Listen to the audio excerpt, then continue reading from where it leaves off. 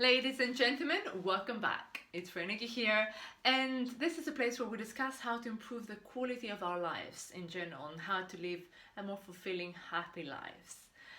Thank you so much for the good feedback that's coming towards my way. Thank you so much for the ideas about video content. Those are very useful and they're all in the making.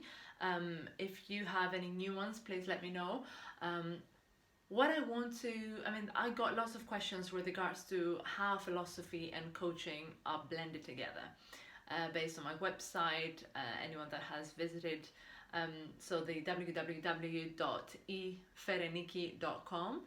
I will put also the link below, of course. But essentially, I've got lots of questions. How is philosophy related to coaching? And I am very, very surprised by that question because, where do you think coaching is based on? Anyway, so let me just go through it. So I was, born and raised in Greece, so I got exposed to ancient Greek, Latin, and ancient Greek philosophers since the age of 13. And since then, every time I had any difficulty, anytime I was going through an issue, I was trying to understand love, for example, when I was trying to understand value and money, when I was trying to understand failure, I would go back and see what philosophers have said about that topic. So I would go and study, not a particular school of thought, not a particular philosopher, but I would go and see what philosophers in general have said about this topic. So to try for me to understand it, right? So I've always been curious in that sense. And that has worked for me really well because I've been able to develop a philosophy of mind and critical thinking that helps me achieve my ambitions. Very often I see when I coach people one-to-one that their philosophy, their belief system is not in line with what they're trying to achieve. Their ambitions are contradicting with their belief system. And that's where my coaching comes in, and we try to change those belief systems in order to achieve the results. An example, if someone wants to become a politician and their philosophy, their belief system says that all politicians are corrupted people or they're bad people, how is he going to be a politician? Either he has to become a bad person, a corrupted person to become a politician, or he would never become a politician.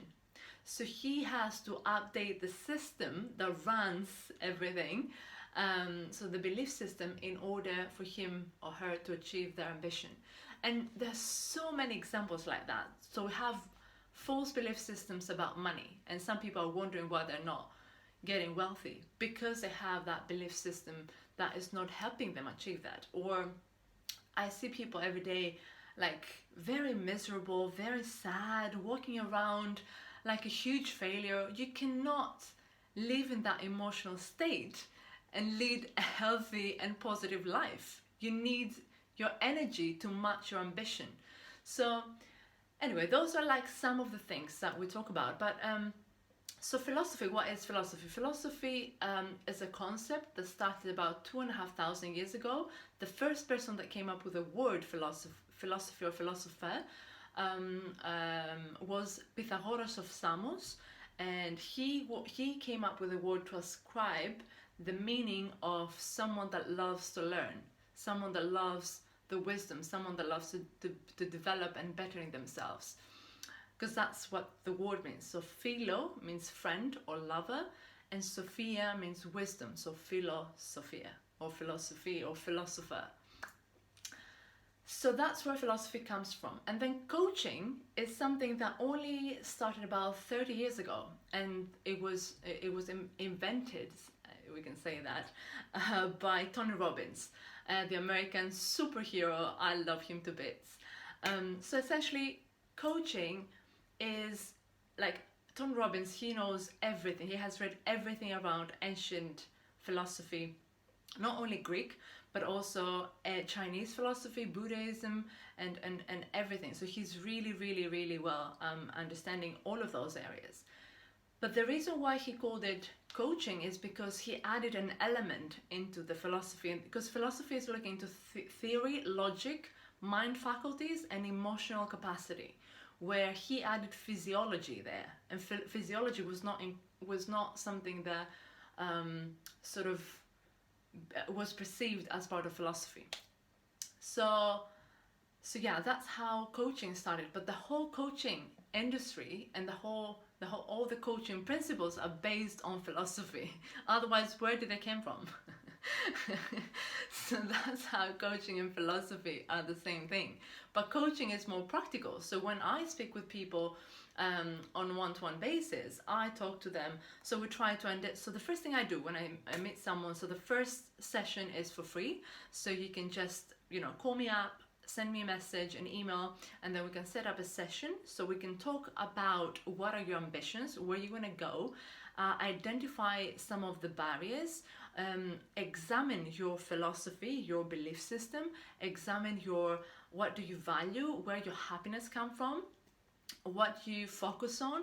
So we will examine all of those areas and your belief system and so your values, and we put a plan together in order how to achieve or how to go from A, where you are now, to B, where you want to go, so the desired outcome.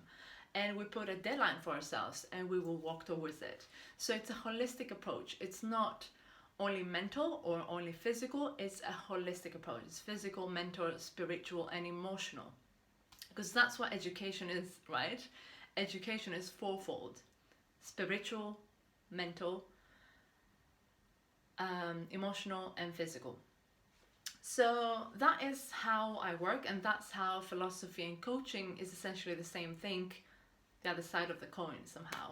So any coach that doesn't understand philosophy, they need to look into that, because not all coaching certifications talk in depth about philosophy, which I think they should. That's it for me. That's it for today. I hope that makes sense in terms of what I do and how I do it now. Any questions, come and talk to me. I'm always happy to help. And yeah, I'm looking forward to get in touch and get to know each other and achieve our goals together. Love you all.